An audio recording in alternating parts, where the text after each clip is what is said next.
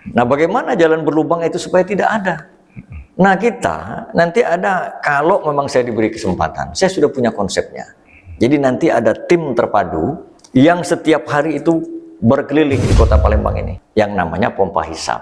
Oh, iya. Pompa hisap itu untuk menghisap banjir-banjir air-air yang tergenang itu, di mana air tergenang itu dihisap, sehingga dialirkan ke kolam retensi atau ke sungai. Bagaimana mengatasi banjir, bagaimana agar supaya Palembang ini menjadi kota yang terkenal di dunia, saya sudah siap konsep. Karena yang menentukan wali kota itu proses dunianya memang KPU, ya kan, partai politik. Tapi sesungguhnya Allah sudah tentukan.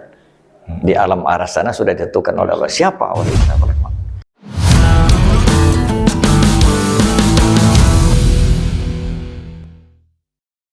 Assalamualaikum warahmatullahi wabarakatuh. Waalaikumsalam warahmatullahi wabarakatuh.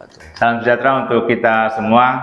Rezeki mempunyai studio podcast, kedatangan banyak tokoh-tokoh hebat, dan hari ini saya didatangi langsung oleh, saya menyebutnya tokoh masyarakat Sumatera Selatan, juga salah satu organisasi yang cukup punya andil baik terhadap gerakan sosial di Kota Palembang, Ketua Forum Palembang Bangkit, Idham Rianom, Sarjana Sosial.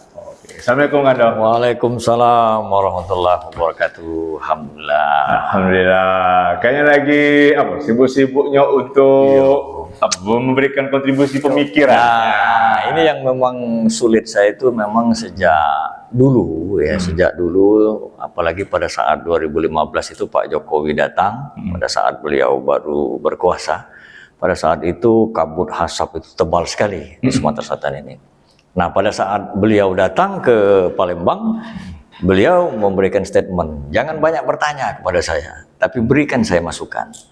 Terus dengan izin Allah Subhanahu wa Ta'ala, dan saya diberikan petunjuk bahwa besoknya saya panggil wartawan, habis pada saat itu. Mari kita berikan masukan dan saran kepada Pak Jokowi untuk bagaimana agar supaya kebakaran hutan lahan ini tidak begitu pekat. Nah, akhirnya saya berikan masukan 5 langkah untuk mengatasi kebakaran hutan dan lahan pada saat itu. Nah, sekarang bisa dibuka di Google, Idham Rianom Karhutlah. Ada 5 langkah, diantaranya saya minta kepada Pak Jokowi membentuk tim pencegahan terpadu kebakaran hutan dan lahan, terdiri dari berbagai unsur masyarakat, TNI, Polri, dilibatkan semua orang-orang kampung setempat juga dilibatkan. Kemudian yang kedua, setelah tim pencegahan, bentuk tim pelaksana. Untuk pencegahan ini kan tentunya ada tim pelaksana terpadu. Nah, lalu saya minta juga kepada Pak Jokowi pada saat itu buat payung hukumnya, Kepres atau Perpres, untuk menunjang agar supaya bisa dianggarkan. Kemudian mengalihfungsikan lahan gambut menjadi lahan produktif. Ini sekilas info saja. Ya, ini pengunjung Karhutlah memang sangat penting untuk dibahas. Tapi didatangi oleh Kando Idham bukan bermaksud membahas soal ada tujuan lain. Ya, betul. Tapi tujuannya tujuan yang mulia. Ini dapat informasi kalau bakal ikut dalam konstelasi politik untuk calon wali kota Palembang. Insya Allah. Dengan izin dan ridho Allah. Dan bagi saya adalah bagaimana agar supaya saya ini menjalankan perintah Allah dengan niat ibadah dan manfaat bagi sesama. Karena perintah Allah itu tidak aku ciptakan jin dan manusia kecuali untuk beribadah kepada aku. Jadi dengan niat landasan ibadah, dan saya bisa bermanfaat bagi semua orang, terutama masyarakat Palembang yang sama-sama kita cintai. Kita mulai mengerucut ini pengunjung karena sudah ngomongin soal tujuan mulia dari Kando kita. Yang pertama, independen atau partai politik kan? Ya, ini tadi saya sebagai kader PKB, sebagai wakil ketua Dewan Suro di PKB Kota Palembang, kalau di provinsi saya wakil sekretaris. Jadi karena saya ini munculnya dari kader PKB, dan saya tentunya secara etika moral harus mengambil dulu di PKB. Saya sudah mengambil formulir di PKB kira-kira lebih kurang seminggu yang lalu. Pengambil formulir pertama ya, saya itu. Nah, nanti dikembalikan pada bulan Mei, kalau nggak salah tanggal 9 apa sampai tanggal 20 kalau nggak salah durasi pengembalian formulir itu. Nah, ini partai. Lalu saya juga akan melakukan silaturahmi ke lintas partai. Jadi saya sadar bahwa kita itu tidak bisa sendiri. Rakit itu tidak akan terapung oleh karena bambu sebatang. Oleh karena itu kita akan juga menyambangi partai-partai lain seperti PAN, PDIP yang masih membuka lah. Kalau yang tidak buka kan nggak bisa lagi kan. Yang masih buka kita akan sambangi, kita akan lakukan komunikasi sebagai bentuk daripada komitmen kita untuk membangun Kota Palembang ini lewat partai. Tetapi namun demikian, kalaupun itu tidak tercapai, saya tidak diusung atau tidak diperoleh oleh partai, saya harus menyiapkan kapal penyelamat. Kapal penyelamat ini ya independen. Jadi cadangan saya insya Allah independen. Ini pun kalau ada ridho Allah. Dan itu sudah mulai disiapkan kan? Iya tentu sudah disiapkan. Ini pengunjung saya kasih informasi kalau Kando Idham ini bukan orang baru dalam dunia perpolitikan. Iya. Dari tahun-tahun 2003. 2000 tahun cerita dulu Kando. Sejak 2003 saya sudah calon wali kota. Pada saat itu saya sudah bersama-sama Pak Edi Santana yang sekarang ini anggota DPR dari Gerindra. Ya, benar. Beliau sudah kenal betul karena kami sama-sama calon 2003 itu. Tetapi pada saat itu mekanismenya masih dipilih oleh anggota DPRD. Belum dipilih sekarang ini sebagai calon independen dipilih belum, pada saat itu masih dipilih DPRD. Dan alhamdulillah pada saat fit and proper test UKK lah kan sekarang, saya lulus waktu itu. Boleh dilihat di rekam jejaknya di KPU, saya lulus. Nah cuman pada saat mau diperawi partai ada sesuatu yang mungkin saya nggak sanggup ya. Jadi saya stop sampai di situ. Saya sudah lulus UKK, tapi saya untuk proses yang lainnya mungkin ada sesuatu yang saya tidak dapat menyanggupi, akhirnya saya mandek di situ. Akhirnya ya lalu tahun 2008 saya tidak ikut. 2013 saya ikut lagi independen. Alhamdulillah pada saat itu saya berpasangan dengan cucunya, cicitnya Kemerogan, itu Mas Agus Ahmad Fauzi. Pada saat itu saya juga dilakukan semacam penjagalan lah di situ kan. Tetapi saya tidak berkecil hati, saya berpesan. Bahkan masa saya, Pak bagaimana demo? Tidak usah demo. Saya bilang pada saat itu, kita kan ada yang maha, yang menguasai alam jagat raya, yang termasuk kita ini ada yang punya. Jadi kita serahkan aja pada Allah, kalau orang zalim dengan kita. Ya kan? Nah ujung-ujungnya kan, seperti sudah saya ceritakan tadi ya, sudah tahu sendirilah. Bagaimana orang yang zalim itu kepada saya. Apa dasarnya sih Kando? Sudah berkali-kali maju-maju lagi nih. Ada keinginan apa nih? Ya itu sebenarnya saya tuh ada sebuah ada sebuah panggilan yang mendalam. Karena saya melihat Kota Palembang ini kan kota tertua di Indonesia, sudah 1400 tahun lebih. Jadi saya melihat potensi ini banyak sekali yang belum diolah secara maksimal, yang bisa menghasilkan PAD, yang bisa menggeliatkan UMKM kalau ini dikelola. Seperti saya sudah buat podcast itu tentang Bukit Siguntang. Bagaimana saya menyarankan kepada Pak Gubernur agar Bukit Siguntang itu dibangun menara teropong yang saya namakan Siguntang Sriwijaya Tower. Ya tadi podcastnya sudah saya kirim. Ya, siap. Sehingga kalau nanti dibangun Siguntang Sriwijaya Tower, nantinya kan orang akan tertarik. Loh, ada apa di Bukit Siguntang? Ada daya tarik, ada teropong. Kita bisa meneropong di situ baik siang maupun malam, ya kan? Dengan mungkin berbayar 5.000. Nah, dengan adanya ketertarikan orang mau datang, di situ ada transaksi. Di situ kan nanti ada transaksi jual beli. Nah, kita pasanglah situ tenda-tenda, orang jual pempek, lakso burgo, tekwan model dan lain sebagainya. Ya kan khas Palembang. Kemudian kerajinan khas Palembang seperti songket, mainan kunci bisa dibuatkan tenda-tenda. Begitu orang turun dari tower Siguntang Sriwijaya Tower akan makan pempek. Nah aduh.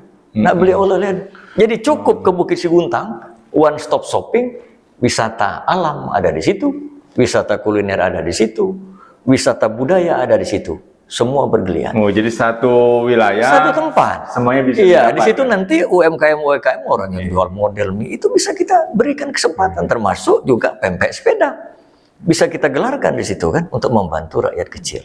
Dan pemerintah mendapat PAD dari karcis 5.000 itu tadi. Siap, benar. Ini saya mau tanya ke arah politik deh ini kan. Baik. Banyak kan yang mengatakan kalau ikut Pilwaku ini kos politiknya besar. Iya. Gimana sih pandangan Kando tentang seorang salon harus menyiapkan kos yang besar? Iya. Justru itu saya tadi sudah cerita. Jadi kita ini kalau bisa jangan menikmati pemimpin yang transaksional. Karena apa? Kalau pemimpin transaksional, dia mengeluarkan modal berapa M gitu kan. kalau orang-orang seperti ini kita pilih, nanti begitu dia duduk, dia akan mengembalikan modal dan mencari untung. Ujung-ujungnya kan korupsi. Kan ini lingkaran setannya. Jadi kalau bisa, itu jangan dibudayakan seperti itu. Saya ingin maju sebagai calon wali kota Palembang. Bismillah, dengan niat ibadah kepada Allah, saya tidak akan melakukan transaksional. Kalaupun ada partai ingin mengusung saya, boleh saya diuji UKK. Saya siap untuk berdebat di UKK, siap memaparkan visi dan misi. Tapi kalau ada unsur yang lain yang dilihat, wallahualam, saya serahkan sama Allah. Ya kan, saya ini insan yang daib, tidak punya apa-apa. Jadi bagi saya adalah, saya selalu menyadarkan diri saya kepada Allah. Itu saja. Jadi saya tidak mau melakukan hal-hal yang di luar norma-norma agama, norma-norma adat, saya tidak mau. Kecuali masih biaya dalam ruang lingkup. Kalau umpamanya biaya operasional, umpamanya tim kita mau bensin, mau merokok, mau makan, itu biasa. Biasa. Lah. Tapi kalau sudah untuk mahar-mahar dan lain sebagainya, nyiram-nyiram, kata orang Palembang itu bukannya kembang gitu, disiram-siram. Nah, inilah yang akan menjadi fenomena kita. Saya juga mencermati ya strategi politik. Kayaknya Kando termasuk yang kurang banyak memasang banner-banner, baliho. Betul. Tapi dari segi pemberitaan kencang ini. Ini strategi sendiri atau gimana nih? Alhamdulillah. Jadi mungkin saya ini kan, kalau dikatakan orang tuh Jiwang Palembang mengkali buntu, mungkin Jiwang Palembang buntu, ya kan? Cuman saya tidak berkecil hati. Saya ini kan pensiunan dulu penyidik di Badan POM. Saya ada pensiunan, saya punya aset. Tapi saya kalau dihadapkan kepada hal-hal yang seperti untuk memahar-mahar segala macam operasional yang transaksional, saya tidak mau. Namun kalau operasional, ya tentunya itu biasa. Ya kan, kembali ke pertanyaan tadi, masalah apa? Masalah bagaimana strategi Kando. Banner-banner kan jangan tapi lebih banyak ke media jadi sosial. Banner-banner itu begini, banner-banner itu begini. Saya memang sengaja tidak memasang banner yang berlebihan. Tapi pada saat waktunya nanti saya akan bermain dari soal waktu. Saya tidak mengedepankan emosi tapi rasio. Jadi pada saatnya nanti saya akan membuat juga banner-banner yang besar. Namun sekarang ini belum. Saya pakai ibaratnya kalau perang itu saya tidak pakai serangan darat. Saya pakai udara. Nah, udara ini yang saya namakan rudal dunia maya. Oh iya, media online, media online. Saya tidak pakai serangan darat, tapi nanti akan melakukan serangan darat juga, wallahualam nanti kan. Efektif tidak menggunakan strategi sekarang kan? Ya, saya kira sangat efektif. Karena apa? Karena setiap orang, anak kecil pun sekarang ini pegang HP. Iya, benar. Pegang gadget. Jadi sangat efektif. Semua orang melihat HP sudah tahu, oh Pak Idham Riyano bisa diketik Forum Palembang Bangkit. Ada semua di situ.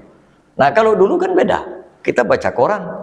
Nah, kalau banner-banner itu saya kira tidak begitu juga banyak memberikan manfaat. Kalau orang tidak mengenal kita itu lebih dekat. Jadi lebih dekat bisa dibuka.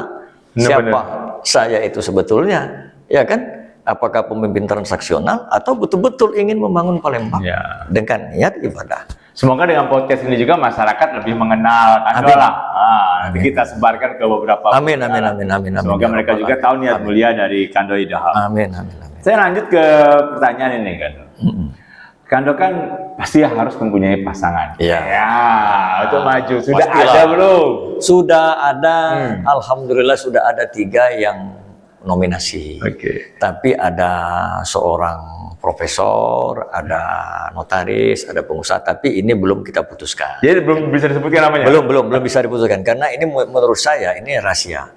Tapi nanti pada saatnya kita, karena politik ini kan kalau kita terlalu terbuka, itu berbahaya. Jadi kita ada sesuatu yang boleh kita buka, ada sesuatu yang tidak boleh kita buka. Nanti dibaca, oh Pak Idham ini senjatanya M16 ini. Kalau begitu ini rudal ini yang akan mengantisipasi.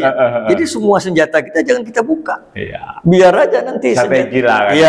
Jadi ada sesuatu yang boleh kita buka, ada yang tidak boleh. Jadi supaya tidak bisa diantisipasi. Karena ini politik ya, bukan matematik. Ini pengunjung sebenarnya saya mau menawari minum ini kopi Apeskana. Tapi Kando kita lagi puasa. Jadi silakan ini kopi Apeskana, saya juga menghormati beliau tidak akan ngopi di depan beliau ya.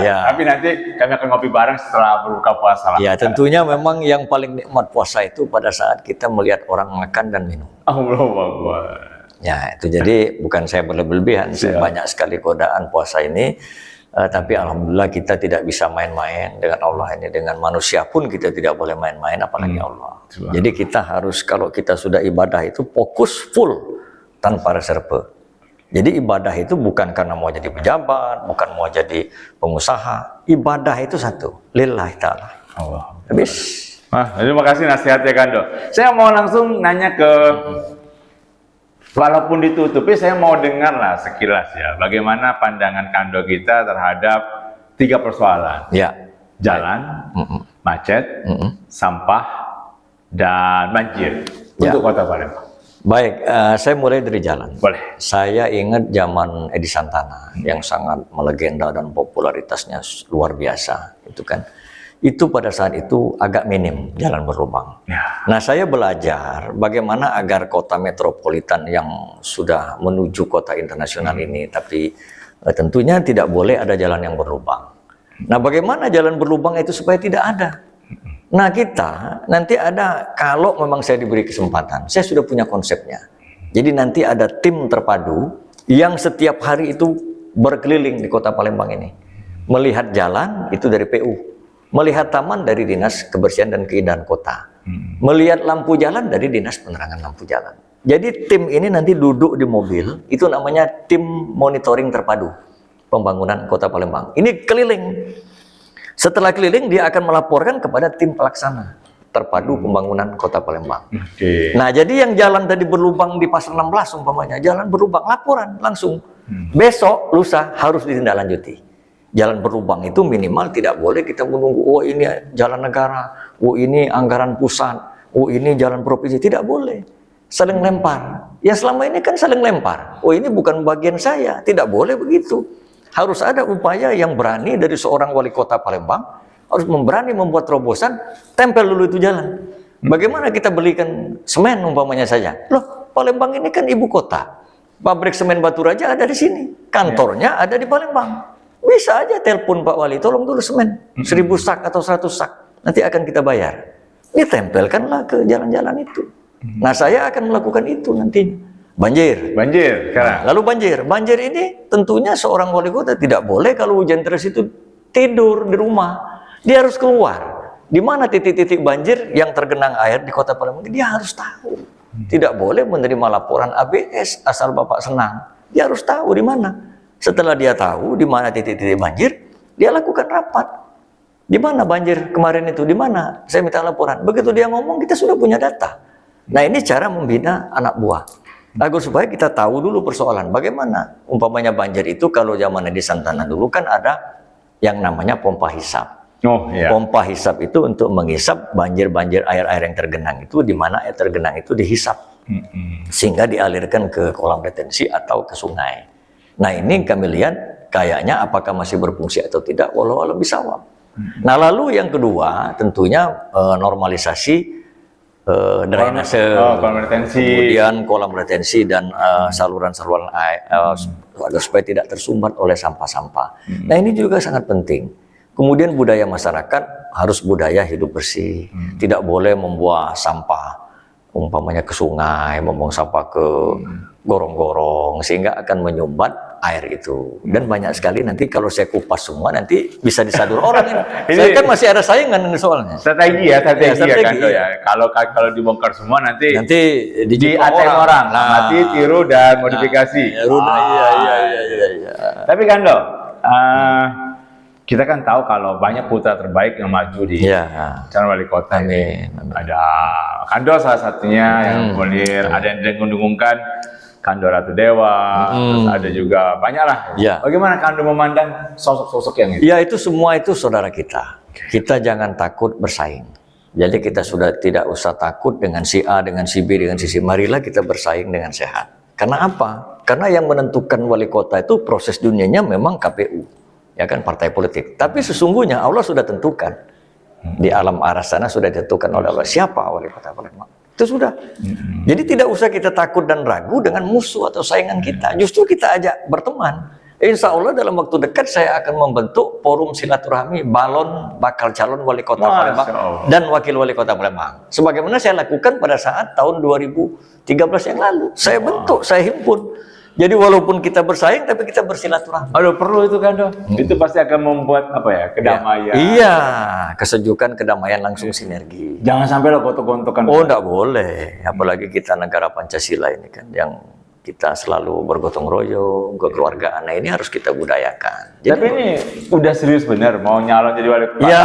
Atau nanti kalau dipinang jadi wakil gimana? ya tentunya insya Allah mudah-mudahan. Kita ini kan kadang-kadang manusia itu kan, saya ini kan apalah. Saya ini kan insan yang daib, tidak punya apa-apa. Ya toh? Sejatinya manusia itu tidak punya apa-apa. Terbukti begitu dia meninggal, tidak ada yang dia mau. Jadi apa?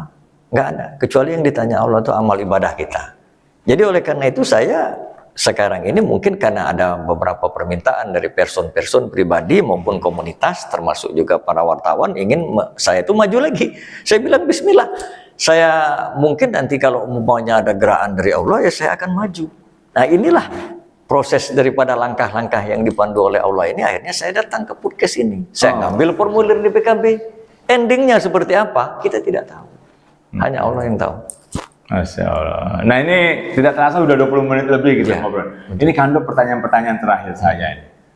Keluarga. Ya. Ini kan sebenarnya kan memandang kalau Kando udahlah. Ya. Apalagi yang mau dicari. Ya, Jadi betul. Kando cerita keluarga besar beliau termasuk keluarga besar yang cukup ternama. Ya. Anak sudah banyak dan Anak jadi sudah banyak. semua. Bahkan sudah punya cucu. Sudah cucu puluhan. Sudah puluhan. Gimana tanggapan keluarga? Alhamdulillah. Jadi begini. Jadi memang Allah itu sudah menciptakan manusia itu kan berbeda. Ya kan, anak kita aja 4 orang, ada 5 orang, ada 9 orang, berbeda satu sama lain. Apalagi masyarakat yang luas. Nah, tentunya sudut pandang berbeda-beda. Namun secara umum tentunya karena ini ingin menjadi wali kota, ya kan, sesuatu yang terhormat. Untuk menjadi wakil rakyat tentunya alhamdulillah sebagian besar itu mensupport dan mendukung. Walaupun memang ada yang berbeda pandangan. Oh, sudahlah papa ini nyalon-nyalon. Duit banyak idak katanya begini.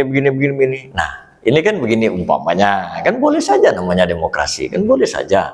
Nah, jadi semata-mata kadang-kadang orang itu mengkaitkan kita untuk maju menjadi pemimpin itu selalu dengan duit. Inilah rusaknya kita ini.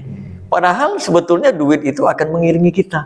Apabila elektabilitas kita meningkat, kita punya elektabilitas tinggi, konsep kita bagus, dan kita dipandang rakyat mungkin bagus, mungkin uang itu akan mendekat. Pasangan dan uang itu akan mendekat dengan sendirinya. Tentunya dengan gerak dan ridho dari Allah Subhanahu wa Ta'ala. Dan saya yakin betul, apa yang tidak katakan yang mungkin yang mustahil bagi akal manusia, tapi kalau Allah sudah berkehendak, tidak ada yang bisa menghalangi. Sesuatu itu bisa. Siapa nyangka? Pak Jok. Jadi kalau dari keluarga sudah, ya, betul, alhamdulillah, insya Allah. Walaupun ya tidak mungkinlah semua itu kan sama. Mungkin ada yang berbeda pendapat, begini. Ya itu biasa. Tetapi secara umum, insya Allah mendapat dukungan dan dorongan. Akhirnya ini juga kan banyak juga permintaan dari masyarakat yang datang ke Kando. Betul. Kawan-kawan organisasi yang minta. Untuk saat ini, selain ke PKB sebagai partai yang membesarkan Kando, beberapa partai sudah ada yang menghubungi atau bagaimana? Insya Allah saya akan melakukan silaturahmi ke lintas partai. Mungkin ke PAN, PKS, PDIP yang masih membuka peluang untuk kita mendaftar. Dan insya Allah saya sudah menyiapkan konsep untuk di UKK, untuk diminta paparan saya sudah siapkan. Jadi kalau kita bicara untuk mau maju itu tentunya bismillah. Nah, insya Allah mudah-mudahan mendapatkan kekuatan dan ridho dari Allah. Dan saya sudah siapkan konsep. Bagaimana mengatasi banjir, bagaimana agar supaya Palembang ini menjadi kota yang terkenal di dunia, saya sudah siap konsep. Tapi mohon maaf, mohon maaf belum saya bisa buka secara terbuka. Bahaya ini, nanti nah ini senjata Pak Edam M16 nanti diantisipasi orang. Nah, jadi oleh karena itu saya belum berani buka secara detail di sini. Pada saatnya nanti itu tentunya akan saya buka. Selain daripada parpol, saya akan melakukan silaturahmi ke lintas tokoh masyarakat. Lintas sesepuh masyarakat, lintas suku, lintas agama, lintas profesi. Semua akan saya lakukan silaturahmi untuk mendapatkan restu doa dan sekaligus juga meminta masukan. Karena kita ini yakin bahwa rakyat itu tidak akan bisa terapung oleh bambu sebatang. Ya saya juga kalau tidak ada yang memberikan petunjuk untuk datang ke sini, apa bisa saya mampu ke sini? Nah, saya alhamdulillah ditemani oleh pendiri Palembang Bangkit Pak Yunani yang selalu mendampingi secara spiritual di samping beliau ada kesibukan, dia masih sempat untuk mendampingi saya sebagai Ketua Forum Palembang Bangkit. Wah. Nah, inilah yang akan saya lakukan. Jadi saya tidak ujuk-ujuk, bukan katakanlah kata orang ujuk-ujuk tiba-tiba mau calon, tidak. Saya niatkan itu semua ibadah. Amin. Karena untuk apa? Kalau mencari popularitas, tinggal buka Google, YouTube. Forum Palembang Bangkit sudah ketahuan apa kegiatannya. Mohon maaf Adinda, bukan saya menyombongkan diri kan, karena itu saya ini bukan apa-apa. Saya seorang insan yang gaib, tidak punya apa-apa, namun punya keinginan untuk membangun kota Palembang yang sama-sama kita cintai. Amin. Ini baik pengunjung, berarti kita akan undang lagi Kando kita nanti ketika sudah penetapan calon untuk menjabarkan visi misinya. Kalau sekarang masih tutup dulu, masih rahasia, karena akan ada apa ya? Akan diamati orang-orang. Biarkanlah beliau dulu bekerja untuk mendapatkan perahu sehingga bisa mencalonkan diri. Ya, pastinya Kando, sebelum saya tutup podcast ini, saya mengutip apa yang dikatakan oleh Kando Dirham tadi. Ini bentuk keterpanggilan, ini bentuk pengabdian beliau untuk kota Palembang. Ibadah, dan kita hanya mendoakan semoga apa yang dilakukan oleh beliau dijabah oleh Allah Subhanahu Wa Taala. Amin, amin, amin ya Rabbal. Oke, saya tutup. Wassalamualaikum warahmatullahi wabarakatuh. Waalaikumsalam warahmatullahi wabarakatuh.